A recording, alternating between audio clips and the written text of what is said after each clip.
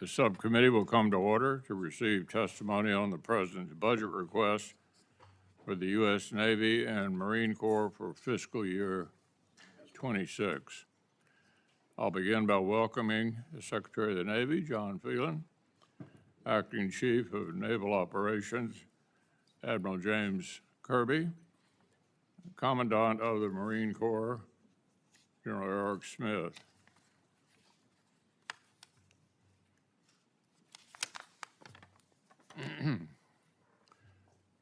We're obviously grateful to each of you for your willingness to lead at a pivotal moment for the department, and to the sailors, Marines, and civilian personnel who advance Navy and Marine Corps missions and keep America safe every day. I'm particularly grateful to the sailors who have stood watch in the Gulf and the Red Sea over the last 20 months, helping to defend Israel, U.S. interests, and freedom of navigation against Iran-backed terrorists. And to the crews deployed there right now who launched Tomahawk cruise missiles as part of the joint operation to strike what I hope is a fatal blow to Iran's nuclear aspirations. I also want to recognize the Marine Corps, whose fallen comrades were among the earliest victims of Iran's decades-long war against the United States and Israel, those taken hostage with U.S. Embassy personnel in Tehran, and the hundreds killed in Beirut back in 1983 before any of us up here were in Washington. Generations of service members carrying the scars of Iran-backed attacks on American personnel in the region over the decades. Their sacrifices remind us that death to America is more than just rhetoric. For too long, Tehran itself faced negligible costs for its actions of their terrorist proxies.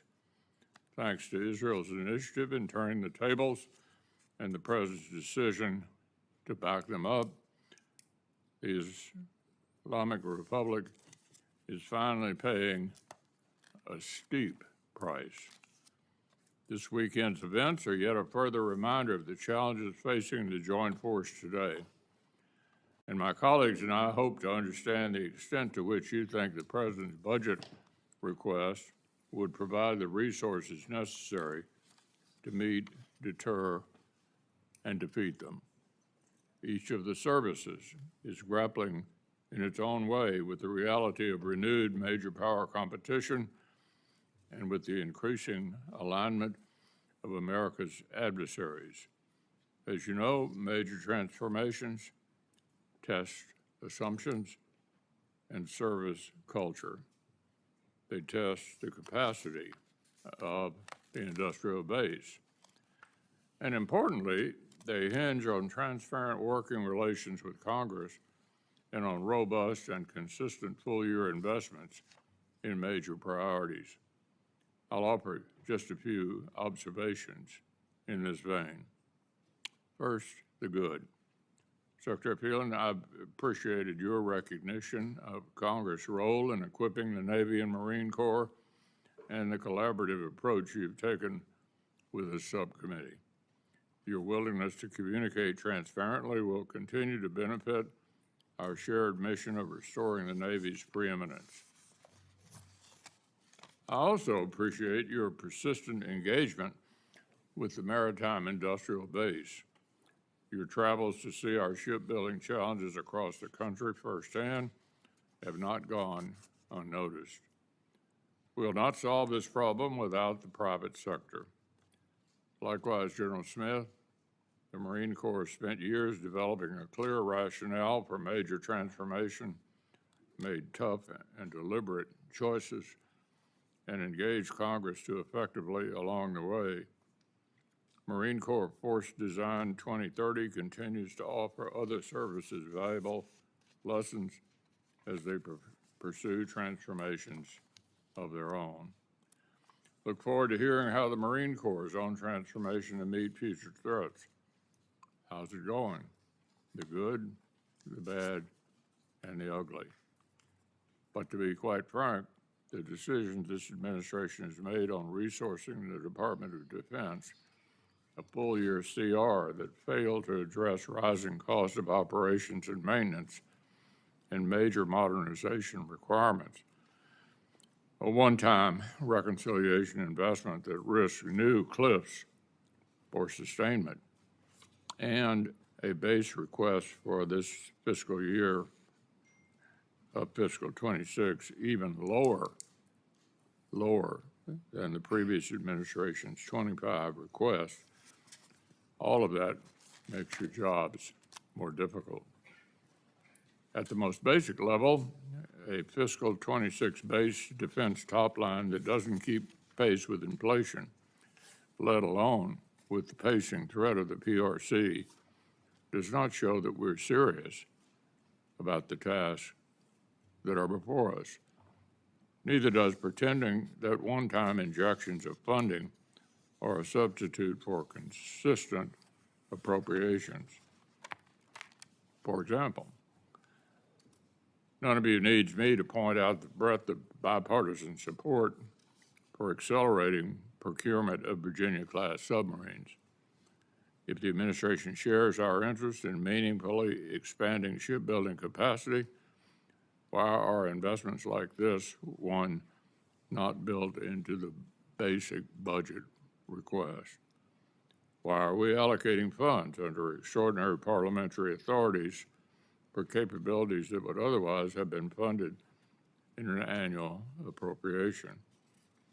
Will the Navy even be able to complete 2 Virginia-class subs with reconciliation money before the funding actually expires? Leaving aside the color of money, we also want to hear your assessment of the impediments to delivering essential capabilities like submarines, destroyers, and amphibious vessels at the speed of relevance. This subcommittee has been consistently generous, but despite pouring billions more dollars into the effort, the timeline for producing a Virginia-class sub continues to stretch longer.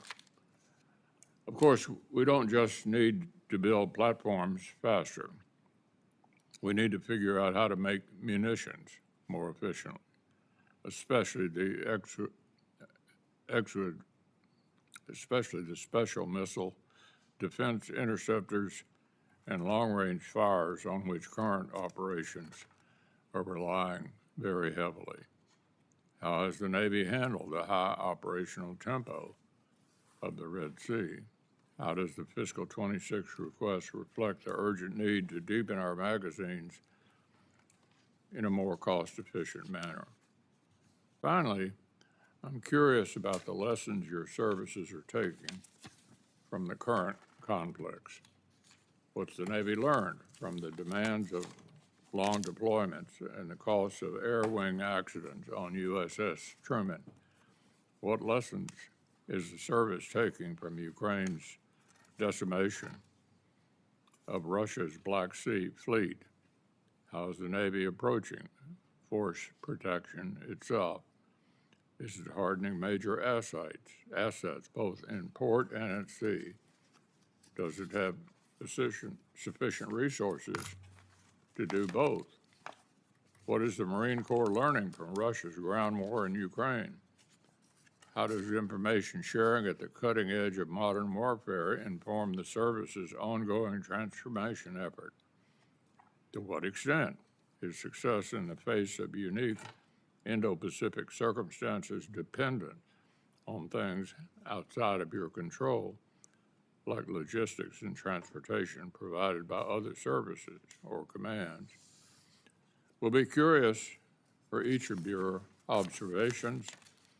I would suggest that any honest accounting of the task at hand will have to reckon with the deficiencies of the defense top line.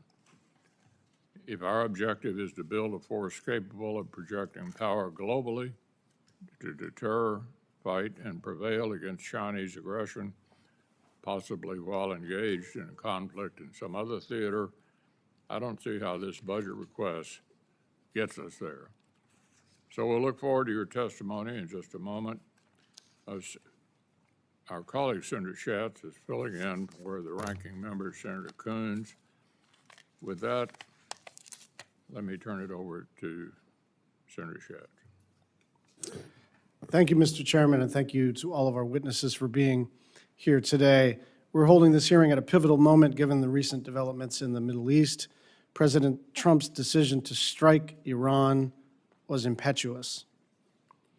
He conducted strikes without seeking congressional authorization, and it endangered service members stationed throughout the region. Iran's barrage of missile attacks today on Al Udeid Air Base in Qatar demonstrated that. The announcement of a ceasefire is good news, but now we need an actual ceasefire, and it is on all parties to arrive at that conclusion. This unnecessary 12-day conflict resulted in 24 Israelis dead, and 600 Iranians dead and 2,500 wounded. The United States and Iran must get back to the negotiating table. On the Navy's budget request, the fiscal year 2026 base budget request for the Navy and Marine Corps is $242.2 billion, $8 billion below the fiscal year 2025 CR. Failing to address the current shortfalls caused by the CR means that the Navy will not be able to successfully deter the threats posed by China. Reconciliation is not a responsible way to do spending. As the chairman said, using extraordinary parliamentary authorities does not sustain the Department of Defense. The department's ability to take care of our service members should not be contingent on whether Congress passes an unrelated package of tax cuts and health care cuts. There are several areas in this request which I believe need further discussion. The first is shipbuilding. Secretary Phelan, I continue to be concerned that the Navy and industry struggle to build a variety of key platforms, including the Columbia-class and Virginia-class submarines. Hawaii uniquely understands the importance of the health and maintenance of the fleet. Time and again, Congress has been asked to cover cost growth or to support budget gimmicks that result in the government sometimes paying the same bill twice. Worse, this budget doesn't even request the bare minimum. The Navy requests only one Virginia-class submarine, hoping reconciliation will provide a second one. But even with reconciliation, the Navy is still about $2 billion short of what it needs. Secretary Phelan, I'd like to hear your plan to build up our maritime industrial base. Next, on maintenance, continued delays in ship maintenance combined with extended deployments are placing an unsustainable burden on both our fleet and our people. Backlogs accumulate risk across the force. The committee needs to hear the Navy's plan to ensure it is retaining experienced shipyard workers and expanding the workforce to grow capacity and prepare for the future. Lastly, I want to hear about the Navy and Marine Corps' evolving posture in the Middle East and the Indo-Pacific. The Navy and the Marine Corps have an important role in protecting our service members in the Middle East, given the heightened threats.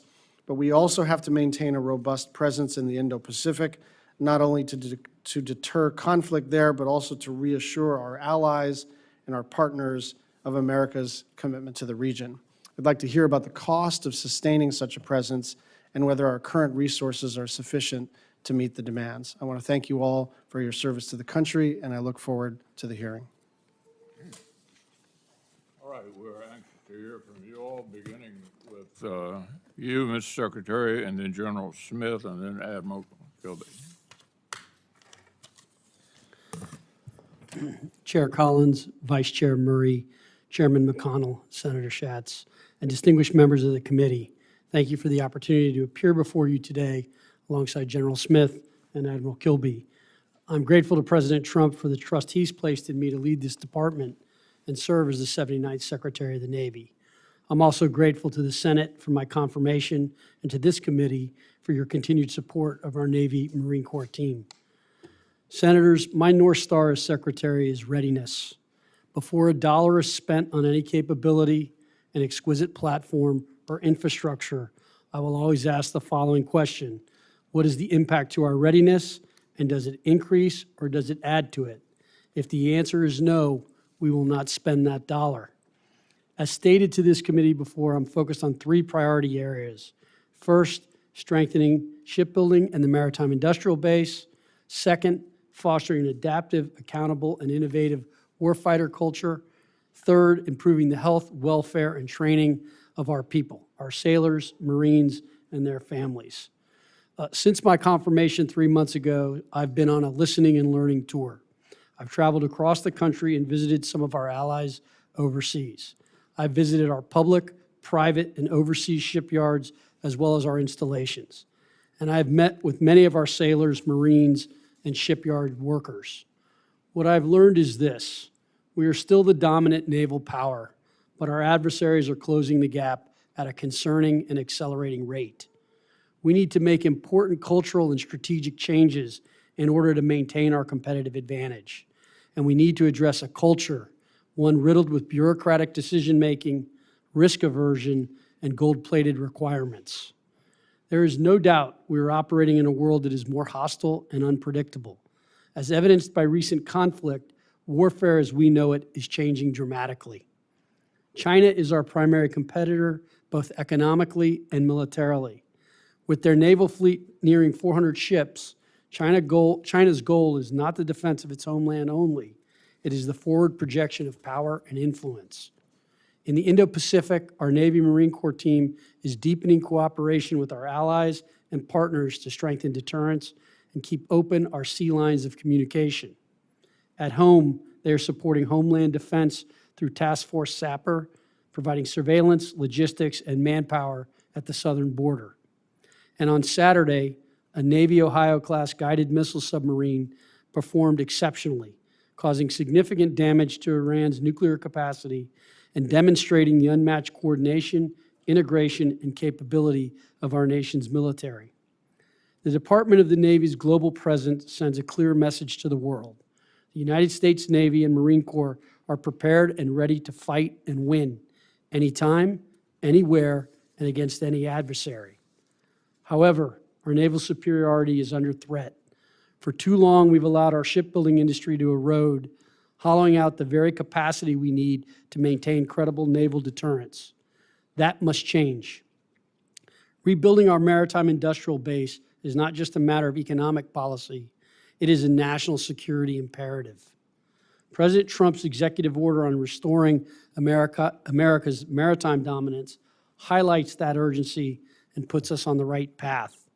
I've been to 10 shipyards, 7 here in the United States and 3 overseas, and I've spoken directly with shipyard leaders and the hardworking tradesmen essential to our maritime operations. I now have a clear picture of our challenges and am developing a plan to fix what's broken. To do this, we need to act with urgency and behave more like we are on a wartime-like footing. This will require budget flexibility. Right now, we are constrained by programmatic funding, which hinders our ability to optimally allocate capital across platforms like ships, munitions, and unmanned systems. Our outdated and limited discretionary method of funding cannot keep pace with the rapidly changing technological environment. This will also take a whole-of-government approach with the proper oversight and accountability to rebuild our capacity and expertise. We are developing a deliberate, actionable plan to restore our industrial base, but we cannot do it alone. Congress, private industry, and the Department of the Navy must work collaboratively if we are serious about ensuring our naval superiority. In closing, it is clear that our greatest asset is the extraordinary men and women who serve, our sailors and Marines. We will continue to invest in them through smarter recruitment, better training, and targeted retention efforts to retain top-tier talent. And we will prioritize quality of service initiatives to ensure that our sailors, Marines, and their families have the resources they need. Our job, my job, is to ensure they have every tool, every advantage, and every ounce of support they need to succeed. Thank you for your support. I look forward to your questions.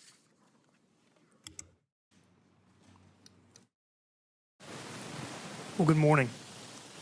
Chairman McConnell, Chair Collins, Chair Schatz, distinguished members of the committee, ladies and gentlemen. I'm honored to appear before you today.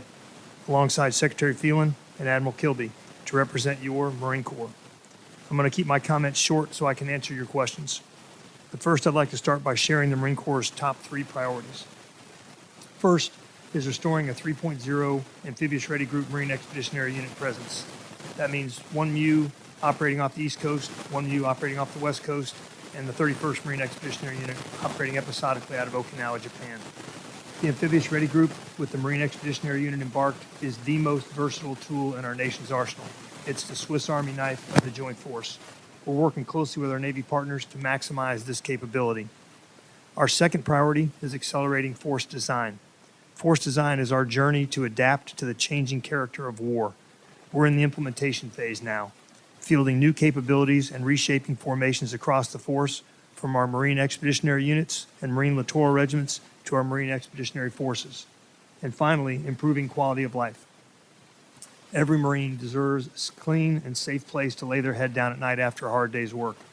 Barracks 2030 is how we're getting after this. It is the most consequential housing investment in our history.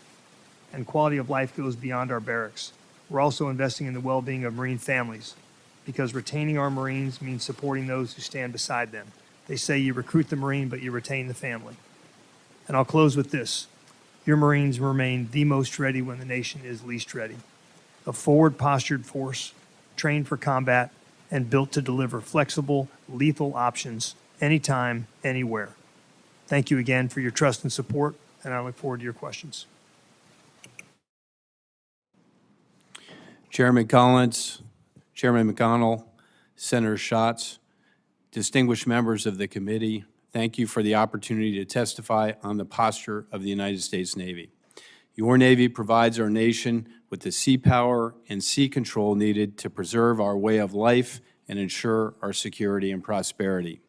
Your oversight and funding ensure we are ready when the nation calls.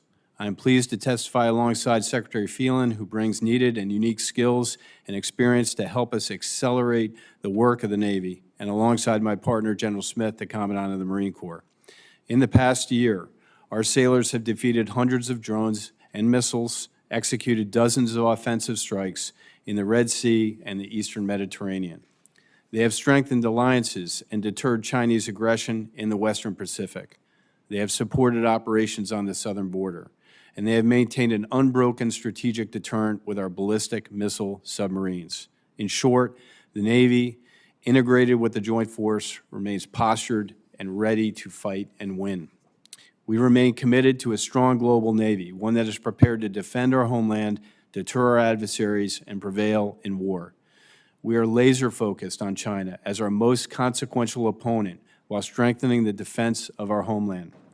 We prioritize the operations, training, and readiness accounts to ensure our naval forces remain ready, resilient, and able to execute national tasking.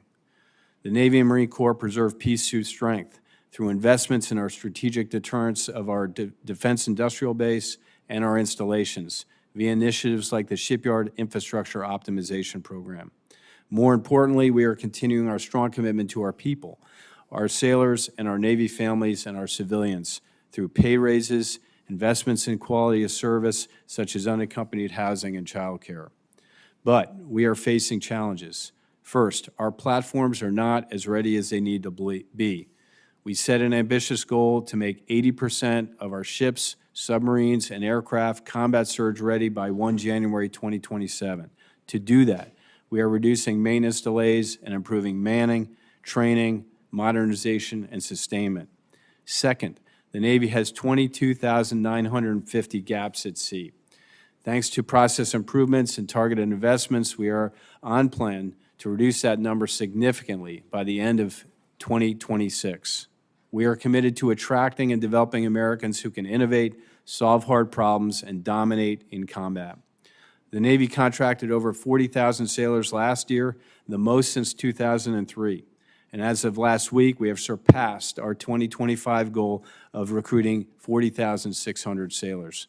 We expect to reach 42,000 contracts by the end of the fiscal year.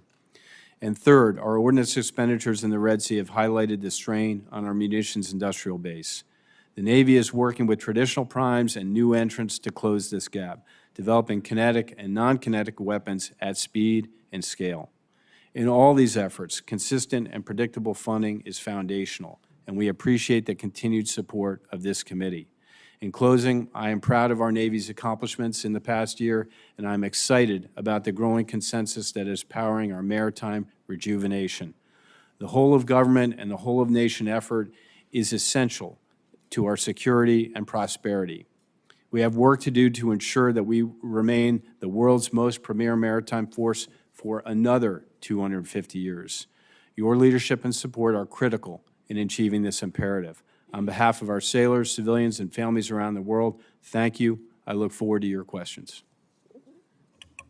Thank you very much. As I indicated in my opening statement, shipbuilding, as you know, enjoys strong bipartisan support.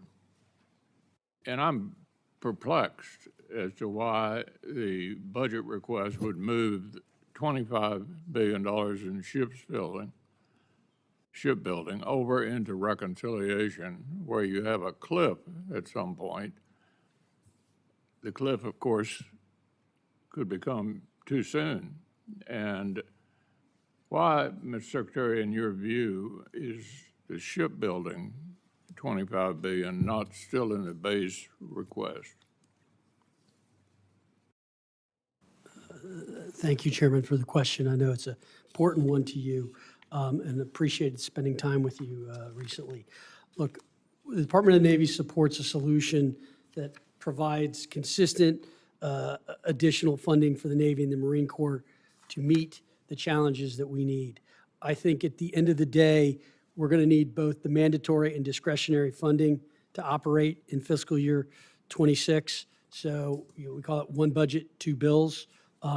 We need both in order to operate and meet our objectives. Every program we have is extremely important. One of the tough things, as I said in my opening statement, this readiness challenge is how I have to optimally allocate capital because, look, the bad news is we have underinvested in the U.S. Navy for a long time, in our infrastructure, in our programs, in the shipbuilding maritime industrial base, and those bills are all coming due. We have deferred them in multiple ways. We've maintained ships at 50% maintenance levels, and you should not do that. We have done that, and they're all coming at the same time. So it is a big challenge that we're dealing with. But to answer your question, Senator, we're going to need both in order to meet our objectives. Let's switch to AUKUS. The Congress, on a bipartisan basis, has approved it. The Australians are contributing billions of dollars to the initiative. Could you explain why the department would signal to our closest partners, the Brits and the Aussies, that we're considering pulling the plug on the whole thing? What kind of message, excuse me, what kind of message are we sending to the very allies and partners we expect to fight side by side with us in the Indo-Pacific? Again, thank you, Chairman, for the question. Australia and the UK are our most enduring allies and very important allies, in particular in the Indo-Pacific. I think, just like the British, a new administration came in, they are reviewing that agreement, and that is what the current administration is doing. Our new administration is, we're taking a look at the agreement, trying to understand it completely and thoroughly, and I look forward to posting you after that review is done. But I don't think we are signaling in any way, shape, or form that we are not committed. I think the President recently talked about the importance with the British Prime Minister. They're very important allies. This is an important treaty. I think we just want to make sure that it makes sense, and so it's just being reviewed. And Admiral Kilby can elaborate on some of the things we've been doing with the Australians and the British as well. Well, I'm sorry. Just to add to what Secretary Phelan said, We are doing significant work with the Australians as far as the repair capability. They're embarked on our ships right now and training with us from an operational perspective, and they're in Pearl Harbor Naval Shipyard. And we've just sent our first folks over to SRF West Sterling to stand up that base there. So those are some of the practical improvements that have happened over the last year. I've got one more question, then we'll turn to Senator Schatz. We need more munitions, air defense, interceptors, long-range fires, artillery. Recent conflicts tell us we need a lot more of them. Recent experience tells us our industry isn't producing them fast enough. So, how are the Navy and Marine Corps addressing this challenge? Does the Navy's budget fully utilize the production capacity of the defense industrial base? Thank you again, Senator, for that question. A very important one. Look, fully funding our munitions industrial base is essential, both for the near term and the future. As I think Admiral Kilby mentioned in his opening statement, we're looking at a number of different avenues, including other parties and different ways of making some of these munitions. This is a huge priority from both the Secretary of Defense and the President, and we are putting as much effort and time into this as we are on shipbuilding. So it is critical. I look forward to coming back to you with some of the ideas and suggestions we have, but your point is absolutely well taken. It's something we need to focus on and get fixed. Senator Schatz. Thank you, Chairman. The DoD is under a full-year continuing resolution for the first time in its history, and I think we can all agree that it is extremely damaging for how the department can plan for the long term. So I'll start with the Secretary, and then the Commandant, and then the Acting CNO. Just a quick yes or no question. Secretary, do you oppose a full-year CR for the Navy and Marine Corps in fiscal year 26? I do oppose it, yes. Commandant? Yes, sir. Yes, sir. Thank you very much. Just to follow up on Chair McConnell's point about the extraordinary parliamentary authorities in reconciliation, traditionally, historically, the things that go in a reconciliation package are the things that can't pass on a bipartisan basis. There have been little exceptions, but let's just remember that an increase in spending for shipbuilding is not something that Democrats would block. And so the model in this modern Senate, which is granted different from the Senate of 10 years ago and 30 years ago and so on, but the model has been that you explore bipartisanship, you explore achieving cloture and making this committee relevant and important and a sort of center of power in the Article I branch. And if you fail, then you have these extraordinary authorities to go elsewhere. But to go elsewhere before you even try to cut a deal with Democrats who are saying, we'd like to cut a deal, may not be the wisest course of action. Secretary, you support the continuation of AUKUS, is that correct? What I said, Senator, is we're evaluating the program. I think they are two of our enduring and most important allies. I have not had time yet to review that package, but that is going on and we're looking at that. Understanding how it works and your right and obligation to review it is one thing, but you're obviously familiar with the concept. Do you support the continuation of some version of this? Again, Senator, I have to take a look at this program and understand how it works. As you know, we're challenged in the building of our submarines, so I want to, make sure we can abide by our end of the deal, and I also need to make sure that it's not going to put our forces at a disadvantage. So it's hard for me to answer that construct because I don't understand the construct. I'm not trying to evade it, but should they be great allies and should we be supportive? The answer is yes.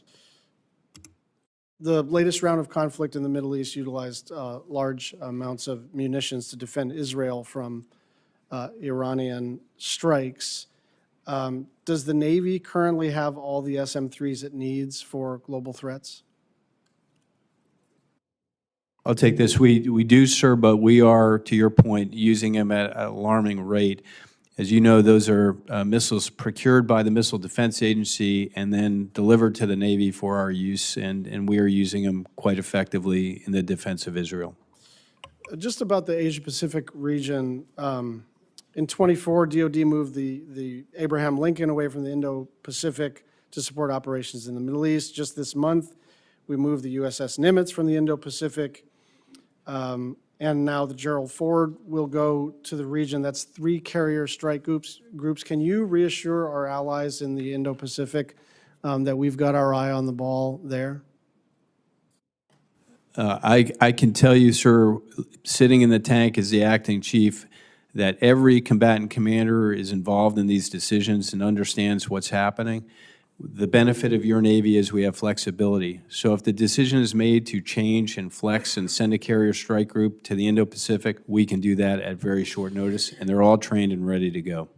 Thank you. Secretary, I sent you a letter and asked for a response by the 16th of June, and we're still waiting on that. My understanding is it's on your desk for review, so I want to be as fair as possible. But the use of a Hawaiian island for inert bombing training cannot be called essential and cannot be waved away on the basis of it being important for national security. We have many bases and installations in Hawaii, and we support the Department of Defense's presence in Hawaii, but it is not enough to just say this is for national security. And so the congressional delegation from Hawaii and including the governor of Hawaii are essentially asking some very simple questions. Among them, have you done an alternatives analysis? Is this the only place that you can conduct a training where you're dropping 500-pound inert bombs? Why are you scaling this up? When do you conduct these activities?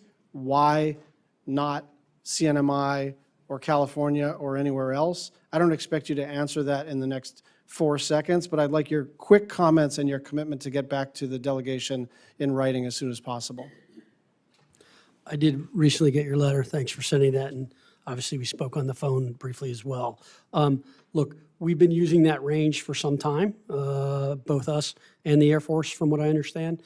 It is an important range, and I look forward to getting back to you with an appropriate answer and studies we've looked at in terms of others as well. Thank you. I will come back to you. Thank you. Senator Collins, followed by Senator Reed. Thank you very much, Mr. Chairman. Mr. Secretary, welcome. Let me begin by thanking you for visiting the Portsmouth Naval Shipyard and Bath Iron Works in the state of Maine as you are touring various shipyards, not only in the United States, but also overseas. I think that's a very effective approach. I want to echo the concerns that the chairman raised about relying on reconciliation for shipbuilding. Reconciliation was always meant to be just a one-time funding surge. It has a long tail to it. Yet, even when taken together, the administration's budget requests combined with reconciliation funding would keep us on the prior administration's completely inadequate trajectory in terms of shipbuilding at a time when China has nearly 400 ships and our U.S. Navy has only 293 ships. So I would hope that the administration would take a hard look at increasing the base budget to meet the realities of today's global threats and also inflation. In that regard, I worked hard to secure funding in the fiscal year 25 CR for a third Arleigh Burke option ship to meet operational requirements and to help sustain the shipbuilding workforce and industrial base. I remain concerned about the timing for this award. Can you provide us with an update on when the Navy intends to execute the third option? Thank you, Senator. Appreciate the question. I know a very important one to you. We are in the midst of analyzing the entire force posture and our manned-unmanned balance and what that should look like and how it should work going forward. Obviously, my visit to Bath Iron Works and Portsmouth was very informative. There's been a lot of great changes at Portsmouth in particular that I've seen that I'm hoping to apply to some of the other public shipyards as well that will help increase the efficiency there. As it relates to the third DDG, we're in the kind of final innings of getting to that and trying to sort through that and really looking at the whole fleet posture. Again, trying to balance the manned, unmanned. I think, as I said before, the nature of warfare is changing very rapidly, and I think how it's going to be fought out in the oceans is going to be very different, and we need to be really thinking about that and understanding how they'll work collaboratively. So I look forward to coming back to you soon with that and coming back to you. Thank you. There's no doubt that the nature of warfare has changed dramatically, but I think that those who at one time doubted the worth of the surface Navy have been proven wrong. One has only to look at the role that our destroyers have played in shooting down the Houthi missiles and keeping the shipping lanes open in the Red Sea to see just how essential not only our submarines are, but our surface Navy. Admiral Kilby, the Shipyard Infrastructure Optimization Program, known as SIOP, is crucial to the Navy's comprehensive multi-decade initiative to modernize and recapitalize the nation's 4 public shipyards to support current and future nuclear power warship maintenance. The expansion of Dry Dock 1 at the Portsmouth Naval Shipyard is essential for Virginia-class submarine maintenance. Is the Navy on track to meeting its operational availability date so that we can deal with the backlog of maintenance? Yes, ma'am. I believe we are. I appreciate the work that is being done there. You know, my analogy is it's like pulling into a Jiffy Lube where you're ripping out bays 1 and 3 and you're working on cars in bay 2, and that's what that shipyard and all our shipyards are doing every day. So I'm committed to that, ma'am. Thank you. Thank you, Mr. Chairman. Senator Reed, followed by Senator Graham. Thank you very much, Mr. Chairman. And gentlemen, thank you for your great service to the nation. And Mr. Secretary, thank you for joining us in Newport at Naval War College. You did a superb job. Thank you very much, sir. At the end of last year, the Navy was considering a proposal from the submarine builders called the Shipyard Accountability and Workforce Support, or SOARS, initiative. Ultimately, OMB and the Navy decided not to implement this proposal. Are you still considering SOARS, Mr. Secretary? Senator, thank you for the question. I think we are looking at all options as it relates to funding for the maritime industrial base and in particular the submarine programs. As I said earlier, look, we need the funding, we need to get this done, and the submarines are quite critical. I'm still trying to get my arms around the actual costs and the budgeting, and this comes actually back to the audit, which we can talk at another stage, but we need to get our arms around what these are going to cost and come back to you and be very transparent and open with you as to when we're going to get them done and how much they're actually going to cost. Right. And could this be done so that it could be included in our FY26 deliberations in terms of timing? I don't think so. We will try, sir. Okay. I appreciate that. The Virginia-class submarines, the Navy is requesting $816.7 million for one Virginia-class submarine because it assumes an amount of $6.5 billion for another boat in reconciliation funding. But both the House and Senate budget reconciliation text only includes $4.6 billion for one Virginia-class boat in FY26. Can you explain the discrepancy? Are we going to be able to build 2 a year?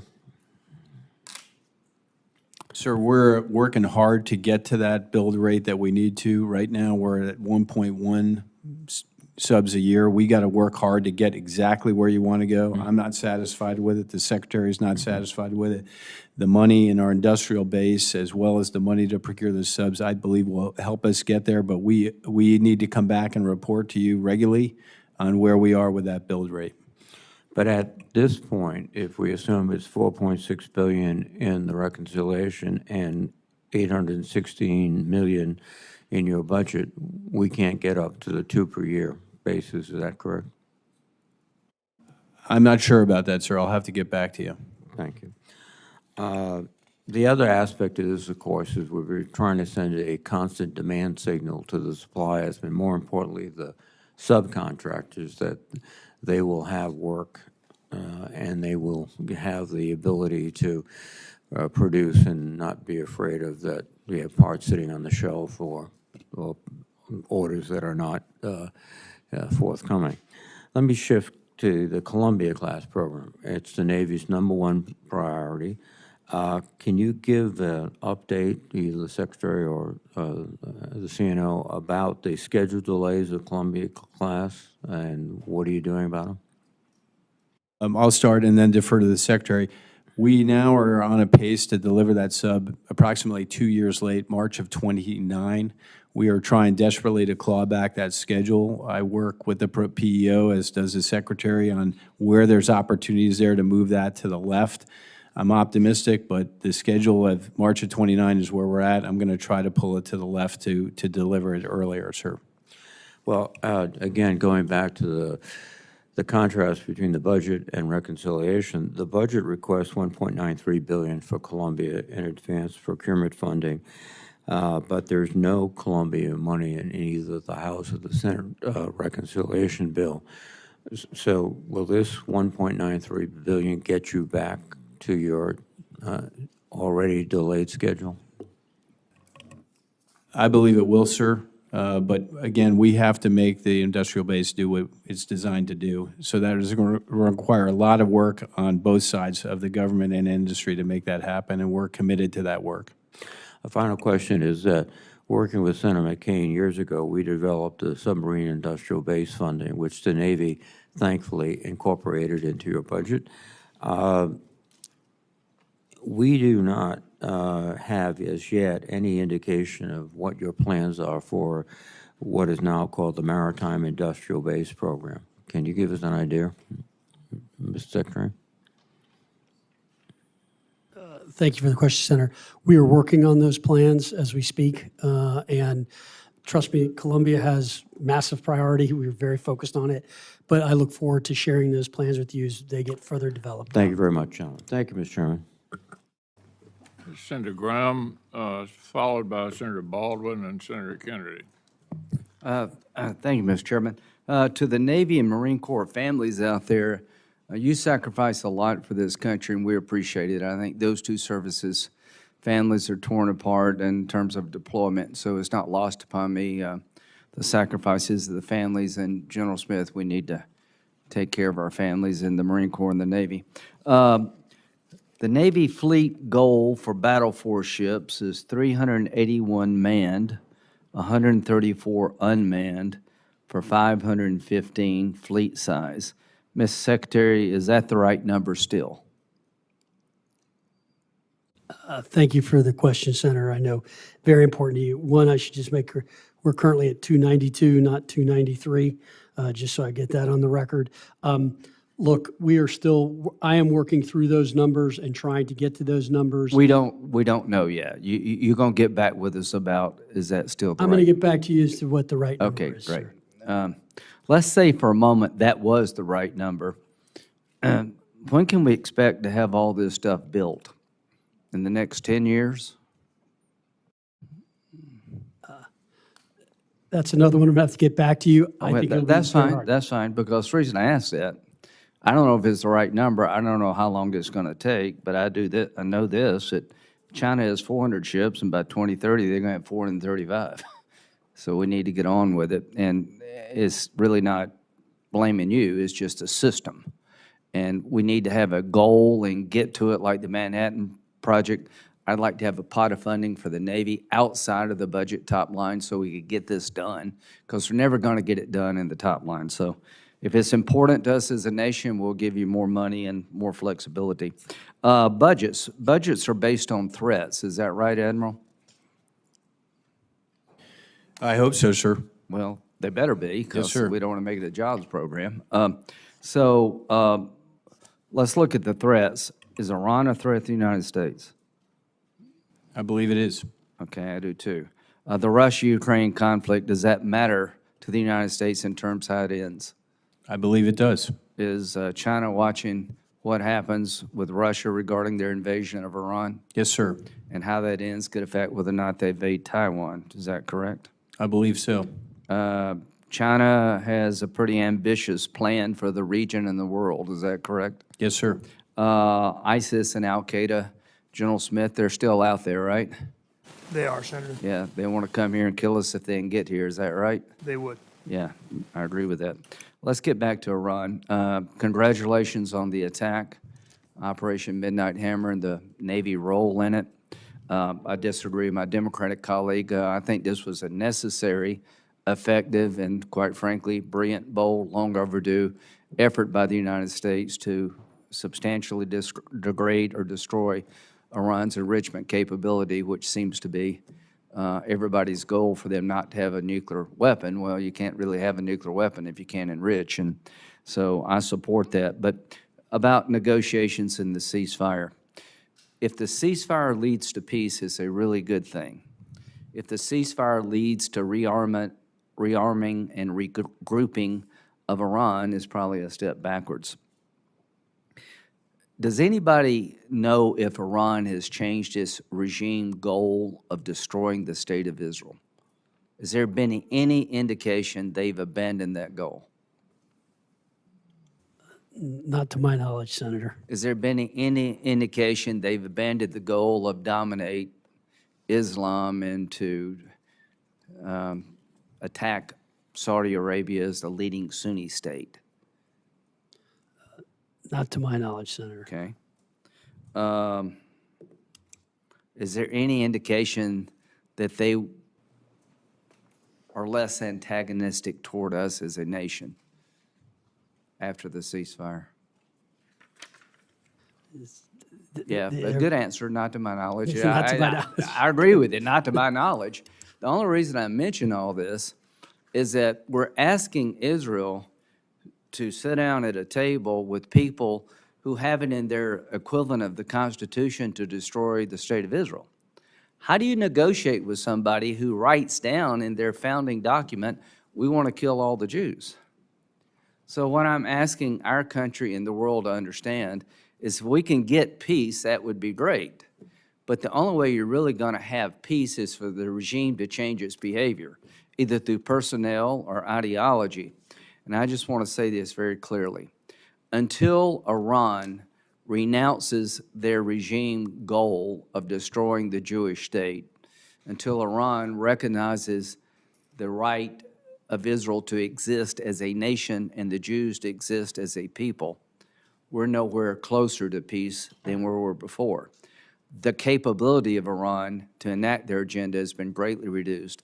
Hats off to President Trump and our military. But until their desire changes, we need to stick with Israel and understand who we're dealing with. Thank you. Senator Baldwin and then Senator Kennedy. Thank you, Mr. Chairman. Mr. Secretary, you recently visited the Constellation-class frigate shipyard in Marinette, Wisconsin. And when we met, I was glad to hear that you had a positive impression of the workforce, use of technology, and private investments into the yard infrastructure and operations. The skilled Wisconsinites who helped build the frigate are proud of their contributions to U.S. national security, and I'm glad that you had an opportunity to meet with them. I understand the program's future is under review. So I want to highlight the progress made in its design. I understand that 85% of the functional design products have been approved by the Navy, with the remaining sections to be completed later this summer. There have also been improvements in workforce recruitment and retention, with the latter improving by 40%. These two key metrics show a shipbuilding program that is getting back on track.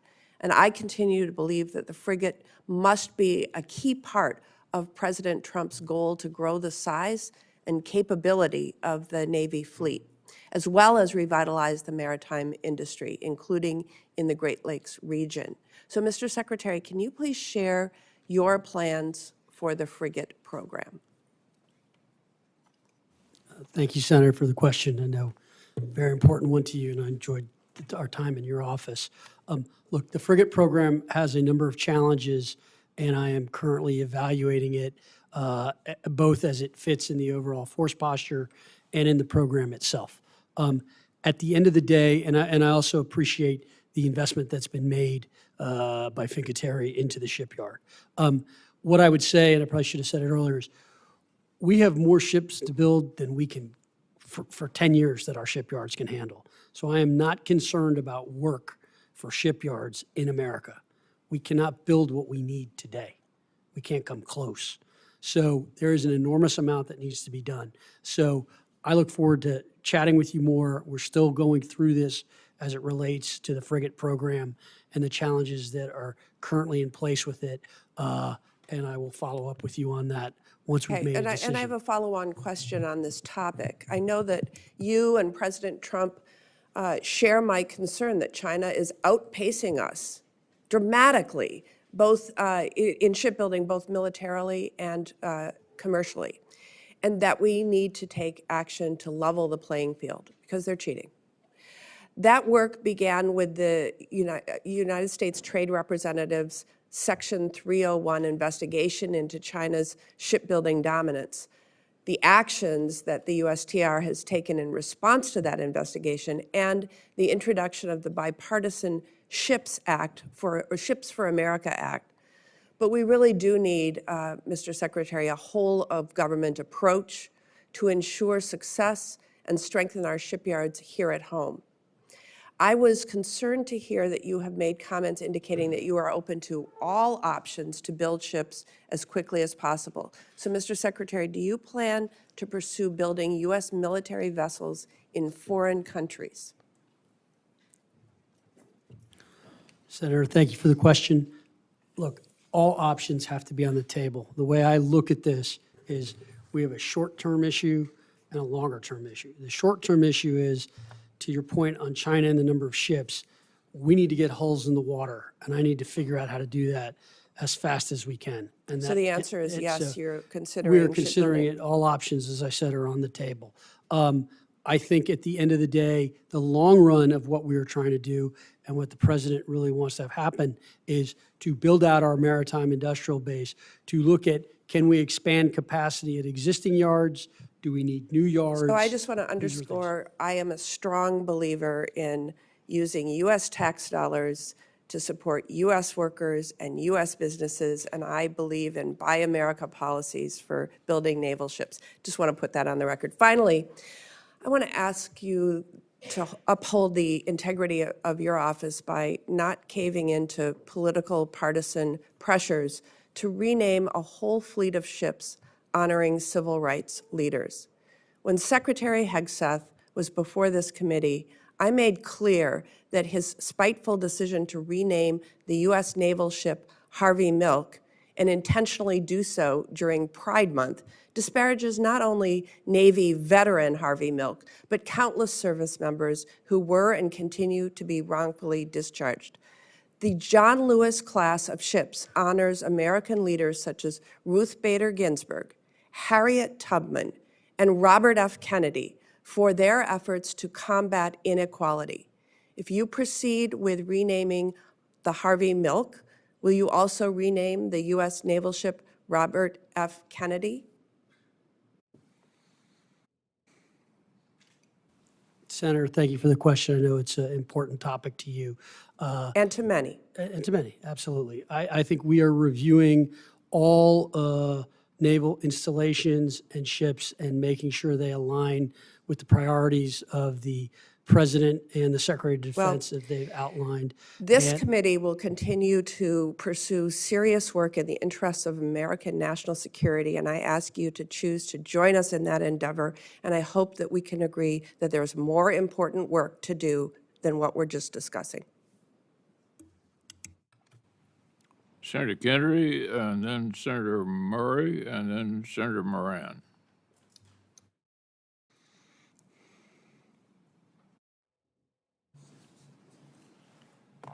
General, is the theocracy in Iran an enemy of the American people and all people who refuse to adopt the theocracy's radical version of Islam? Well, Senator, I'm not a scholar in that regard, but I would say that Iran presents a clear and present danger to all those who do not bend to Well, do their you think will. they're our friend? They are not our friend. And how long have they not been our friend and the world's friend? For many decades, sir. How many innocent people has the theocracy in Iran killed because they refused to adopt the theocracy's radical version of Islam? I don't have a number, but it's in the thousands. Tens of thousands, right? I would think so, yes, sir. Hundreds of thousands, right? Again, I don't have the exact number, but I would not be surprised if it were. If the theocracy in Iran developed a nuclear weapon, would they be more or less dangerous? No, they would be far more dangerous, Senator. There's a saying, if your neighbor says he's going to kill you, you should believe him. Can we agree that the president's decision to destroy the Iranian theocracy's nuclear weapon capabilities made the world safer? I would say it did. What's impetuous mean?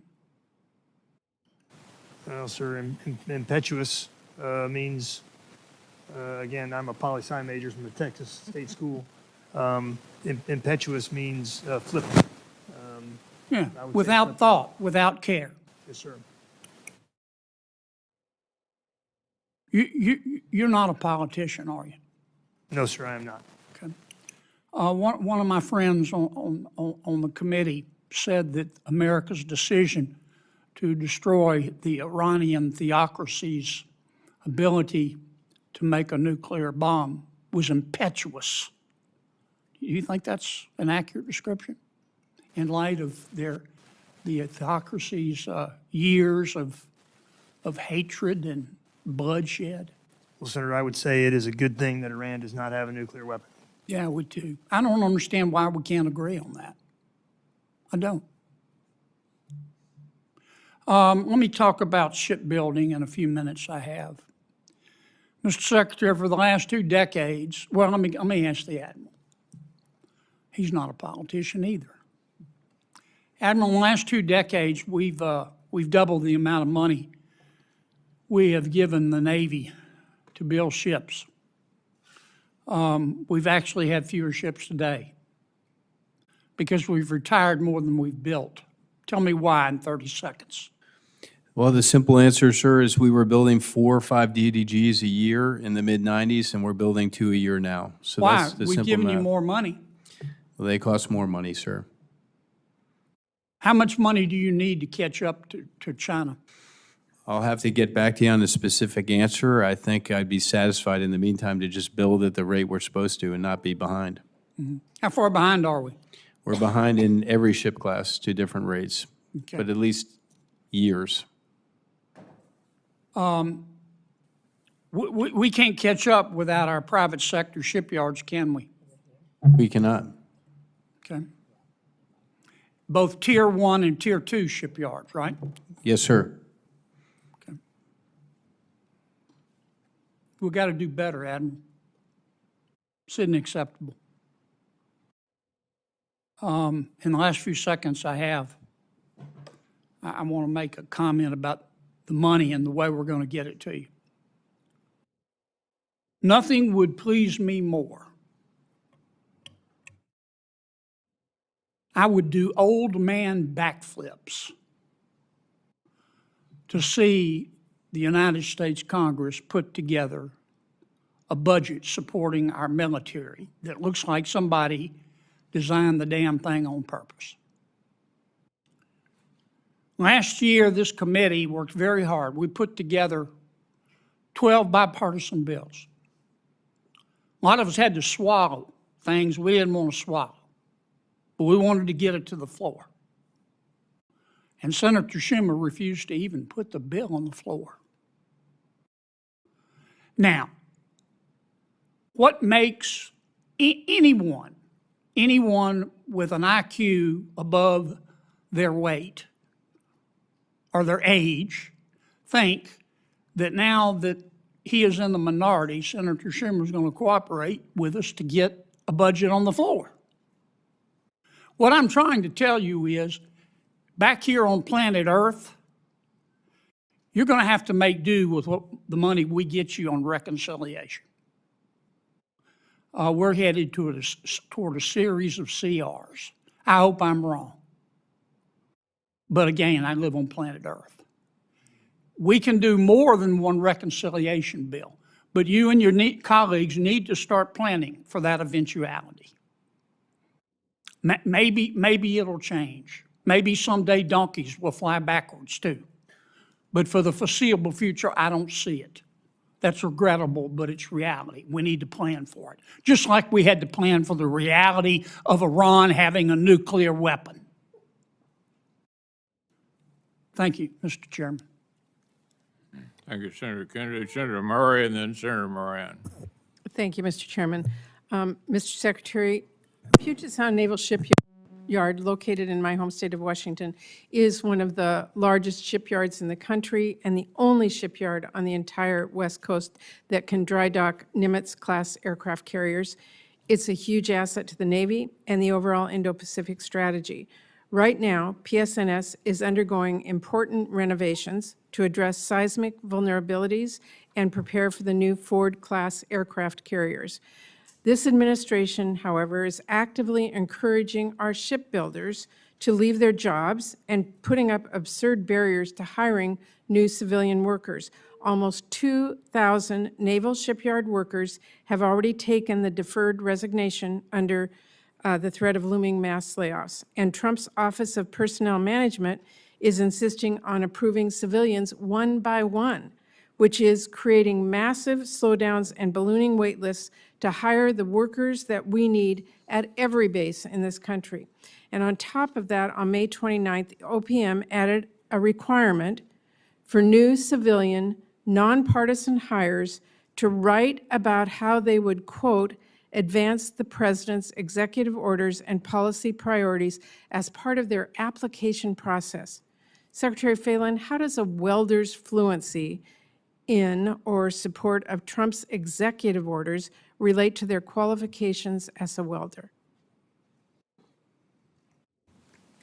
Senator, thank you for the question. I did visit Puget Sound and saw a lot of the impressive work that was done there. As to your question on the, I believe what you're referring to is the civilian loyalty oath, and my understanding is the Department of the Navy continues to use the same appointment affidavit it's been using since 2002 for civilian hires, and we are waiting for guidance from the Department of Defense as it relates to any revisions. Well, will you push back on OPM's political purity tests and object to them individually approving civilian hires? Senator, I'll have to wait to see what it is they recommend before I tell you which way I'm going to go. From my position, a nonpartisan government hire should not need to articulate which Trump policy they like best just to get hired, and a welder should not need to share their favorite Trump executive order. This is putting us behind. So I just think that this is something that we all need to take notice of, and I hope as you get your guidance that you push back on that. Second question, Naval Base Kitsap, also in my state, is the third largest Navy base in the United States. It's home to 15,000 service members, nearly 18,000 family members and retirees.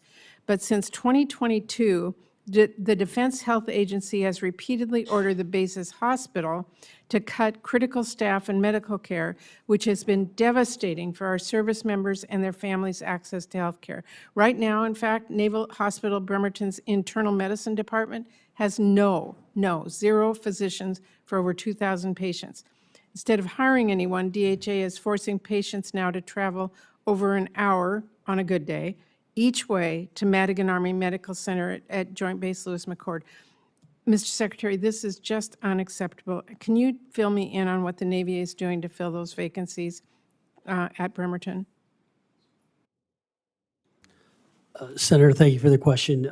As you know, I've been visiting a number of different installations of ours, and from some of the conditions of the barracks to some of the conditions of the medical facilities, et cetera, we have issues at most of them.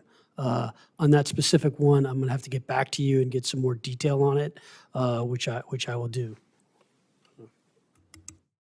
Admiral, do you have anything to add? I agree with your assessment, ma'am. There are challenges with DHA across the board for the Navy, and we're working, like all the other services, to make sure we're providing the best health care we can for our service members and our families. This is a readiness issue. It's a retention issue. It's personal for these families. So please, if you could get back to me about what steps we are going to take to fix this.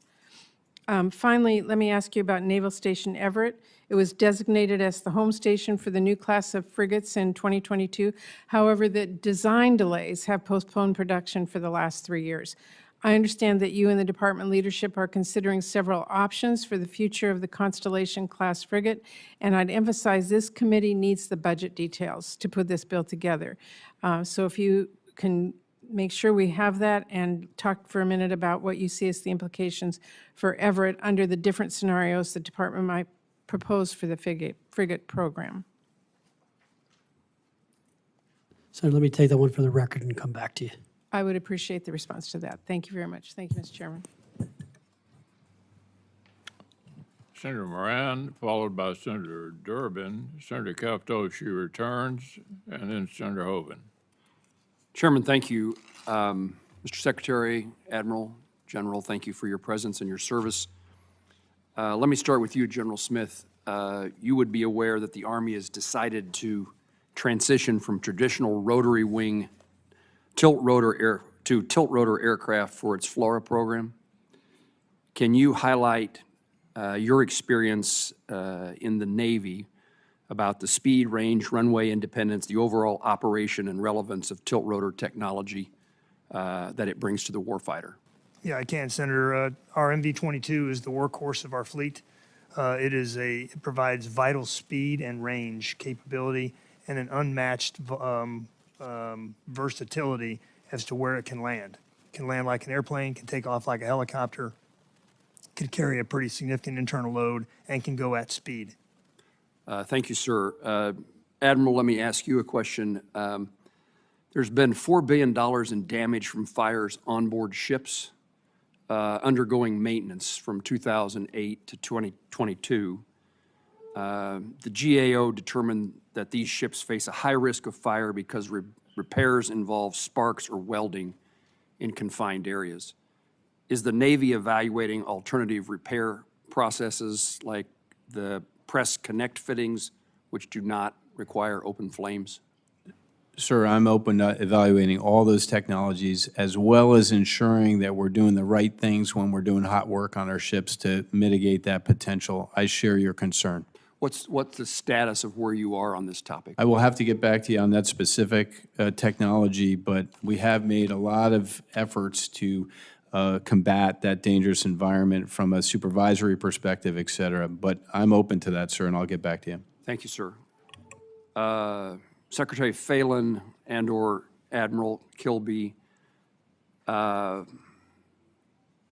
importance of the P-8A Poseidon Can you elaborate on the importance of this aircraft in fulfilling operational requirements? Sure. It is a key component, especially now with the increasing out-of-area deployments of submarines from Russia as well as China. So to me, it is a key asset for that theater ASW commander to understand where those threatening subs are, localize them, and then deal with them accordingly. General Smith, thank you, sir. General Smith, the budget details we have, which are scarce, it indicates that the Marines plan to buy 6 less CH-53K King Stallion aircraft than the previous budget had indicated. Would you describe the importance of the King Stallion to the Marine Corps and its operations in the Pacific? And have there been operational changes that necessitate a reduction in this heavy lift capacity? Senator, we're fully committed to the CH-53 Kilo, the King Stallion. It is the workhorse of our fleet. Again, it can lift itself. It can haul massive external and internal loads and refuel in flight, giving it an almost unlimited range. So we're fully committed to the CH-53 Kilo. And therefore, the reduction in the request? Senator, I'll have to get back to you on this, on the details for why that was. Okay, thank you. Let me just mention the T-45 aircraft. It is aging. We continue to see repeated groundings and poor readiness associated with this legacy aircraft. Delays in training and student production, higher costs, reduced lethality. I just would encourage you to find the solution that is a replacement to the T-45 in an expeditious, as quick as possible manner. I don't know whether any of you need to comment on that, but it is my encouragement. I share your concern, sir, and you have my commitment to continue to work that issue. Thank you very much. And finally, the Army announced the termination of the Joint Light Tactical Vehicle program. This was a joint Army-Marine program, and the Army's termination will impact the Marine program, I assume. General Smith, when did the Army consult with the Marine Corps on their decision to terminate the JLTV? And has the Marine Corps assessed the impact on the Army's program, the elimination of this program, on the Marines program? Well, sir, we were not consulted, although, again, I'm not sure I would have consulted General George had I decided to do that as well. It will obviously throw the APUC up. The average per unit cost will go up, which means without an increase in budget, we're going to buy less of them. Okay. Thank you, sirs. All right, Senator Durbin and then Senator Hoeven. Thanks, Mr. Chairman, and thank you to the panel for being with us today. There's one aspect of the United States military which is not unique but is noteworthy that I have always marveled at, and that is the efforts made to prepare the men and women who serve in your various branches for battle and for service, which include not only your training, obvious training, but civic education as well. But all of our branches of the service have been careful to draw the line when it comes to partisanship and political involvement. And I would say with the time I've been involved in public life, very few exceptions. Men and women in the military do not display partisan feelings when it comes to politics in America. This side of the table is largely political animals. That side, particularly those in uniform, we expect to be somewhat down the middle of the road, not involved in any partisan identification activity. General Smith, am I right in that observation? Senator, you are. We are apolitical by nature. Why is that important? Well, it's important to our Constitution because we support the Commander-in-Chief, whoever he or she may be. Admiral Kilby? I concur. Secretary Phelan? I concur. I'm glad. I hope that I had dinner Saturday night with a friend who had been in the military for over 30 years, and he said his greatest fear was evidence he's seen of partisan activity in the uniformed military. I hope that doesn't happen. It shouldn't happen. It shouldn't favor my party, their party, any party in that regard. I'd like to say a word, or have you say a word about the quarterdeck of the Navy, which is what we characterize Great Lakes Naval Training Station. It's the only boot camp and primary surface warfare specialty training center in the United States. And in the state of Illinois, we are damn proud of it. I think one of the things that I'm concerned about is quality of life, always. I can recall speaking to a chief petty officer who was transferred from Virginia to Illinois and asking him how his family liked Great Lakes. And he said, I didn't bring my family. I left my family behind in Virginia. I said, why? He said, because the schools here are not that good for Navy families. I think that's changed because that observation was made many years ago. But I'd ask you, Mr. Secretary, when it comes to quality of life, what efforts are you making? What efforts should I be making to address any quality of life issues for those who are part of Great Lakes? Thank you, Senator, for the question. Obviously, important one to you and one of my top priorities as well, as I mentioned in my opening statement. You know, I continue to visit as many infrastructure bases as I can, and I am examining a number of different things. One, some of the private management of our infrastructure and bases. I'm still trying to understand how that economic model works and what exactly are we paying for. To be honest, I was in Guam and driving by a set of barracks in Guam. I saw a perfectly manicured golf course, and I saw buildings which I thought were condemned, which actually had sailors and Marines in there. So I stopped, went into the barracks, went into 2 different unaccompanied housing barracks with mold all over the place, a bathroom that was beyond words. I instructed the Admiral there to have our sailors and Marines out of those barracks within 5 days or 10 days, because I had just toured a brand new barracks that we had built that was apparently going to take 4 to 5 months to be inspected and cleared for them to move in, yet it looked perfectly fine to me. So I will guarantee you we are going to change the quality of life. We have initiated with the Navy a full review of the barracks. The Marines did that last year, and we are beginning to initiate changes on that. I've heard the complaint you talked about families not being, when you have 2 service members, one being deployed, being sent somewhere else from the other. We're going to try to fix that because it is a key to our retention, is their quality of life. I would and just key to say, readiness. just in the few seconds remaining, what you just described in Guam is similar to a situation we're facing at Great Lakes. One of the privatized military housing communities sat empty because 70% of its units were condemned and unlivable. Imagine that. It strikes my heart to think that the men and women who might have occupied that would be in those circumstances. We can't let that happen. When it comes to access to education, it is one of the highest priorities of all families, including Navy families and Marine families. So it's my priority too. Thank you. Sir, it's appalling, and we are going to fix it. Thank you. I want to help. Senator Hoeven.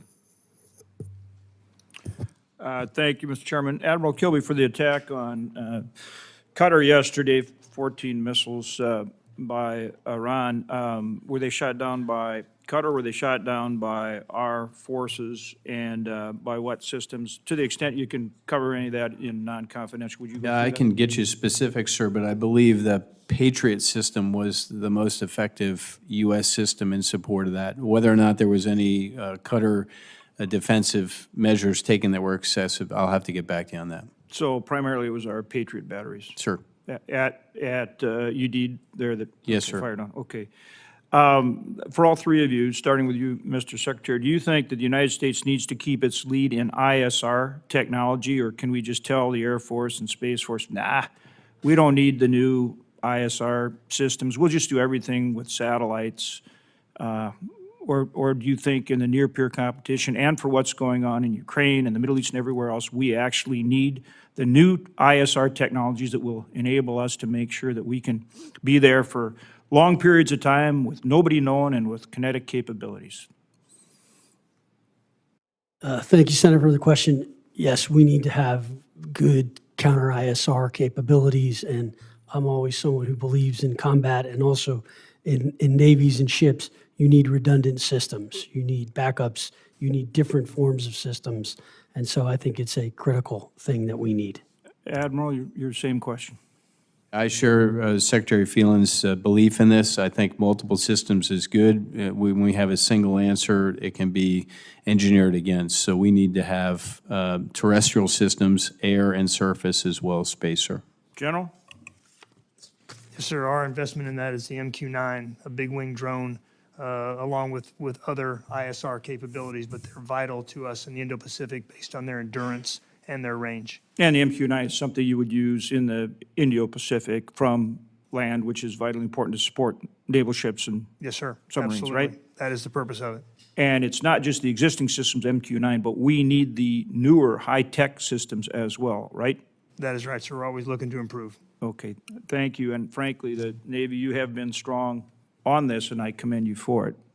And I appreciate it. And thank you for so stating on the record. Based on what we're seeing in the Middle East and what we're seeing in Ukraine, Russia, we've got to do more on drone and counter-drone. And not only here in terms of having the best technologies that, exceed any adversary, but also cost and numbers. Talk to me about what you're doing and what we need to do to help you make sure that we're in that position. Starting with you, Secretary. So I'll let the Admiral give you specifics on ways we have started to lower the cost per shot or the way to take out drones, because we've definitely pivoted from using some of our more exquisite platforms. At the end of the day, look, we have to protect the ships, because if they hit the ship, that'd be a lot more expensive problem. But this is an area we are very focused on and one we are looking at for counter drones. But I would let the Admiral kind of walk you through a little bit some of the things we've been doing to lower it. Yeah, in fact, I was on the USS Cole in the Mediterranean after they had returned, and they'd fired off all their missiles, very expensive, as well as using their cannon on the front deck and their 50 cal. And all of those become less desirable because as the UAS is getting closer to your ship as you kind of work down the chain of what's more economical, right? Hey, so, sir, really quickly, agree with you completely. We can't use our most expensive munitions, which are really capable offensively in defense. But we found ourselves in that position when the Red Sea started. As things developed, we started to use air wings and the ability to attrite the threat of range, to even include helicopters. What we've done recently is Ford Strike Group, who is just on the precipice of deploying, has a number of systems that we installed on their combatants that are not integrated in the combat system, but they're knockoffs from the Army, which is a Coyote system, or Hellfire and Longbow, which are missile systems that should get us that range without having to use SM-2s and SM-6s. So that's our start in that, but we are very focused on terminal defense and being able to have those sailors have confidence in those systems to not have to use those more expensive preferred munitions. And proximity to your ships is huge. It puts you at risk, and an adversary is going to flood the zone and make you fire off all your missiles, Yes, right? sir. So this is something you have to have today. Yes, right? sir. And do you feel that you are on top of this today? I- Just like I- for our bases, we're not on top of counter-drone. They're flying these things all over our bases. This is ridiculous. It puts us in jeopardy. But we need to be on that now, guys. So do you feel like, do you have a certain comfort level? You got it? I don't say we have it, because it is a vexing threat. I think we're taking steps, as we've seen with the Ford Strike Group, and we'll continue to take those steps to get on the right side of the cost curve. Secretary or General, anything you want to add on that? I would say the base issue and even our shipyard issues after seeing what Ukraine did to the Russians is something we are very focused on, and it's going to take a cross-government issue because, unfortunately today, if a drone is flying over Groton Shipyard, there is nothing we can do about Right. it, and that needs to change. Right. General, anything you wanted to add? No, sir, we're working at all levels. We're working organic counter UAS. We're working installations counter UAS. We're working some of our bigger systems, our LMATIS, our lightweight marine air defense integrated system, our medium range intercept capability, but our counter UAS for installations is woefully behind. And we have to get Final after it. point is, we're talking so much about the B-2s, and rightly so, but what you did with your submarine was absolutely incredible as well. You guys are absolutely amazing what you do. Thank you so much. Thank you, Senator Hoven. Senator Murkowski. Thank you, Mr. Chairman. Gentlemen, thank you for being here. Thank you for your leadership. You're not going to be surprised. I want to talk about the Arctic. That should be right on the top of your list of issues here, beginning with A, Alaska is America's Arctic, and of course, when it comes to great power competition in the high north, we not only think about the assets in the air, on the ground, but certainly along our coasts, protecting our sea lanes, asserting our sovereignty, and so the need for a strong Navy is clearly there.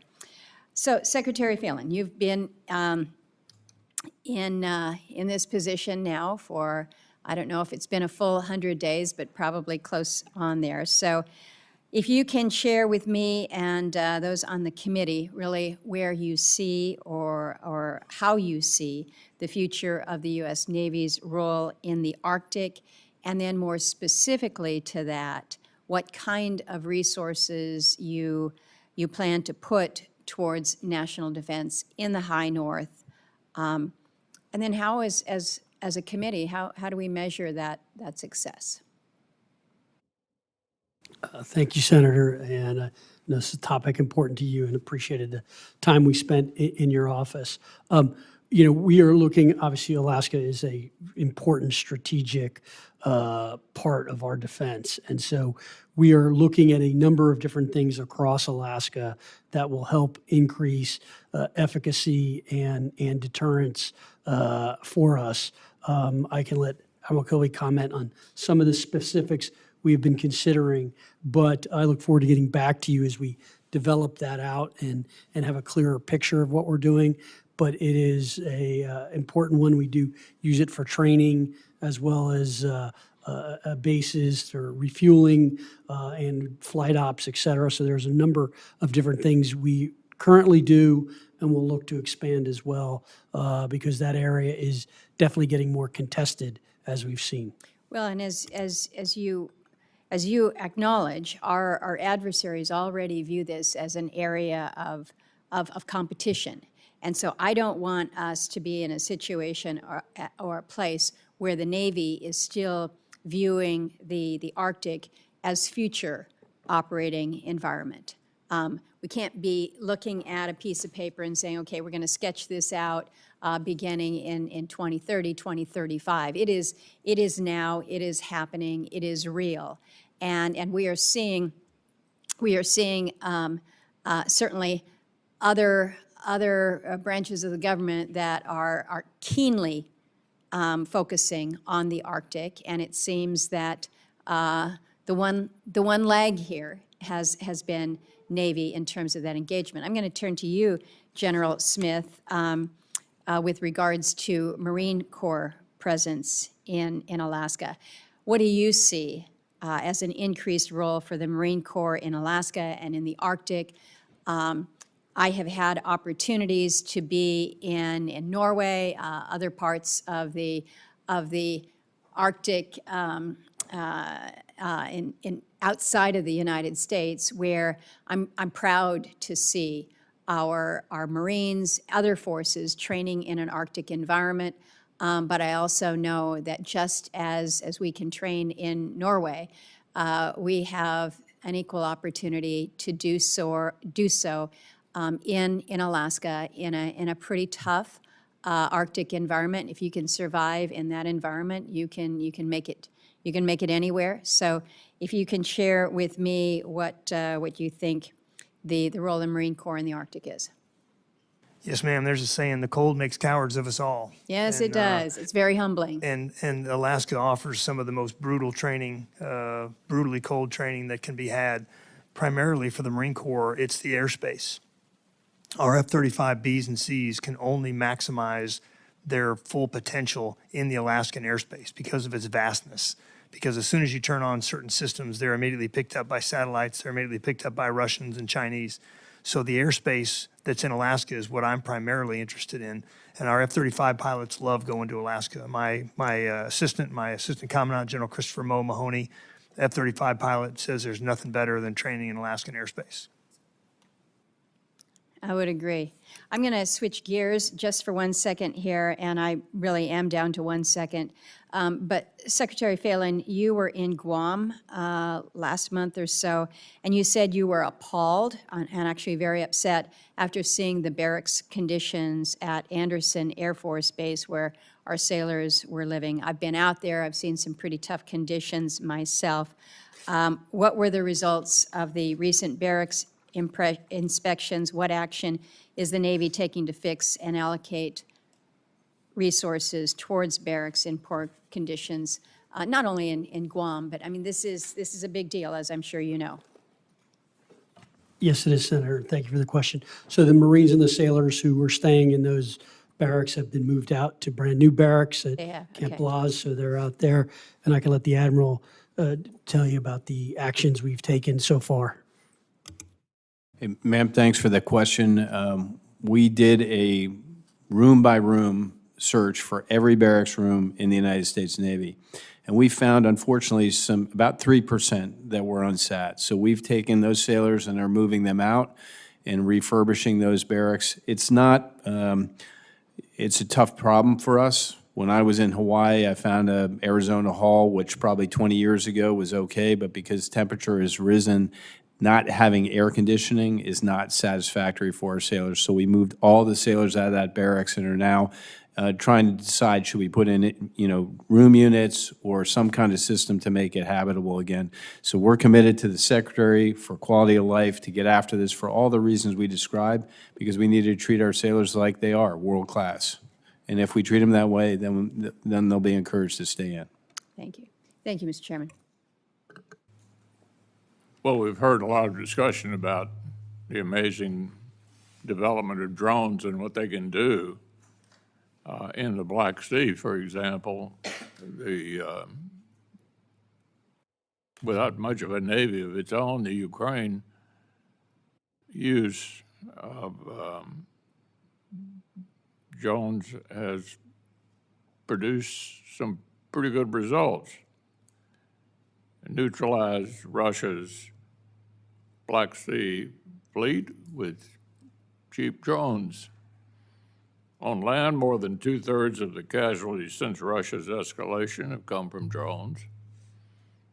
In the Red Sea, Houthi rebels managed to bring international shipping to a near standstill and repeatedly target U.S. Navy vessels using a mix of cheap Iranian drones and missiles. Clearly, those conflicts offer valuable lessons for the Navy and Marine Corps on the future of warfare, particularly when it comes to both fielding and countering drones. What are the lessons? You've covered some of this, but I'd like to hear it one more time. What are the lessons you've learned? What are the investments you're making? What are you doing to drive down costs of producing and countering drones in the air and at sea?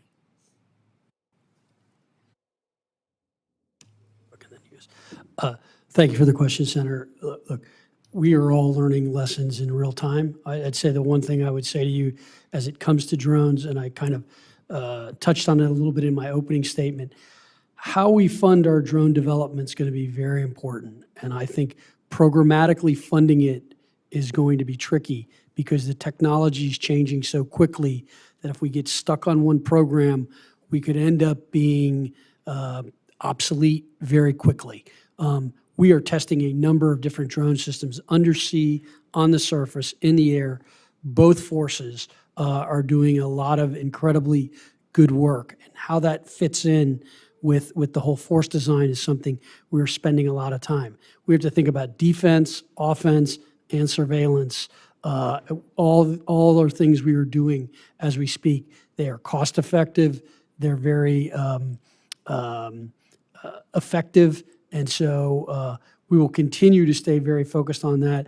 And I promise you, we are taking learning lessons from all of the conflicts in real time and incorporating that into how we look at things. I don't know, General Smith or Admiral Kilby. I'll just go really quick. I agree with what the Secretary said. We're sharing information from the Naval European Forces Commander, Admiral Munch, with Admiral Kaler in the Pacific.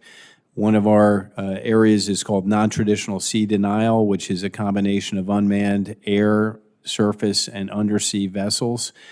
So we are making an investment in this, and I agree with the Secretary that we have to treat it differently than our traditional platforms. But I believe it will be a mix of unmanned and manned aircraft in what we call a hybrid fleet that'll be most effective for the United States Navy. And Senator, we have an attack drone team at Quantico that constantly is looking to do additive manufacturing and 3D printing of our own drones. Because what I don't want to do is I don't want to be committed to one vendor and then have something better pop up, and now I'm committed to a 5-year contract with one vendor. I want to be able to self-produce drones and attack munitions, one-way attack drones. We can already do that. We've demonstrated that at Quantico, and with great effect and with great efficiency and with great economic sense.